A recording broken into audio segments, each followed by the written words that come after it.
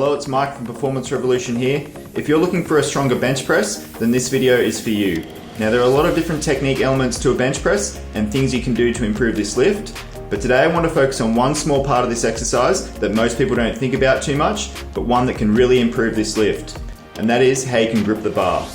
If you follow the advice in this video, you'll not only have a stronger and more stable bench press, but you also eliminate the risk of injury and the need for wrist wraps. So stay tuned and don't go anywhere.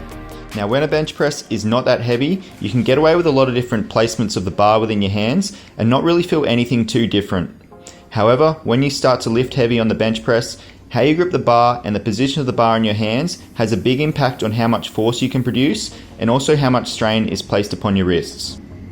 Now it's common to see a lot of people adopt a false grip when they bench press, where there is no thumb in front of the bar and all the fingers are wrapped behind it.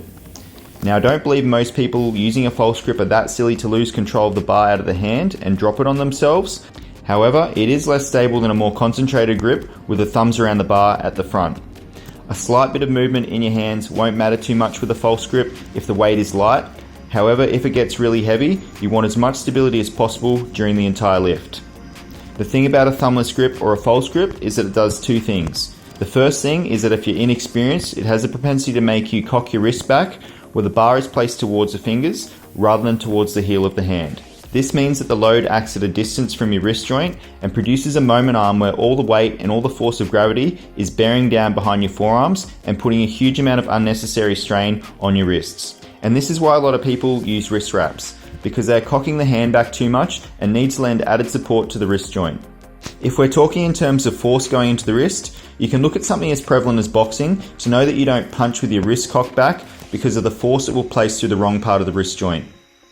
If you're finding yourself slipping into this habit of cocking your wrist back, a good way to overcome this is to imagine that you're revving a motorcycle slightly and rotate your wrist forward until you feel the bar is as low in the palms of the hands and as close to the heel as possible. In this position, the bar, your wrists and your elbows are all stacked right on top of each other. Another thing about the cocked wrist position and even a thumbless grip is that it doesn't allow you to exert full grip strength and you miss out on a lot of the tension you get from having a more neutral wrist with a tightly closed fist. To demonstrate what I mean here, let's use boxing again as an example. You can't clench a fist as hard if your wrist is pointing away in a different direction to your forearm as shown. You also can't clench a fist as hard with a thumbless fist like this either, and no coach will ever teach you to punch this way. To exert as much force as you can on the bar, you need to grip the bar as tightly as possible, whilst also ensuring that your hand is in alignment with your forearm bones rather than pointing away from them. Remember that the more stability you have, the more you can concentrate force, and doing things like cocking your wrist back or having a thumbless grip removes the grip strengthening fringe benefit by removing the ability of the thumb to control the bar movement if the bench press is out of the groove. So now that you know the negative side effects of what a less stable grip can mean, you're probably wondering what a really strong and stable grip looks like. Well, now I'm going to show you my favorite way of gripping the bar for heavy bench pressing that will help you not only to feel stronger, but will also help you eliminate most wrist pain and the need for wrist wraps. To do this grip, form a diamond with your index fingers and thumbs, and then place your hands on the bar so that it sits slightly diagonally across your hands towards the heels of your palms. Having the bar low in the palm of your hands like this will ensure that the bones of your forearm are directly under the load that you're lifting. Now from this diamond position, spread your hands out towards your indicators on the bar.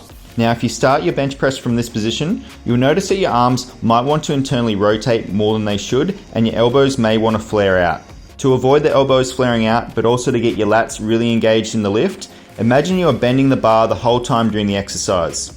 If you do this correctly, your arms will externally rotate and you will feel that your scapula are now in a more stable position.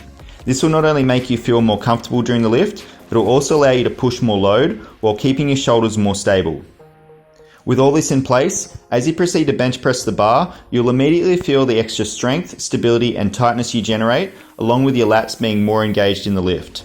Make sure you build up with lighter loads while you're adopting this technique so that your body can make the necessary adjustments.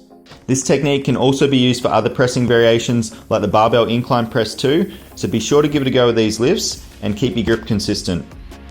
That's my advice to you for avoiding wrist pain and instantly building a stronger and more stable bench press by bettering your grip. Feel free to like this video if you found it helpful, and before you go, make sure you read the description of this video and feel free to drop a comment if you have any feedback or questions.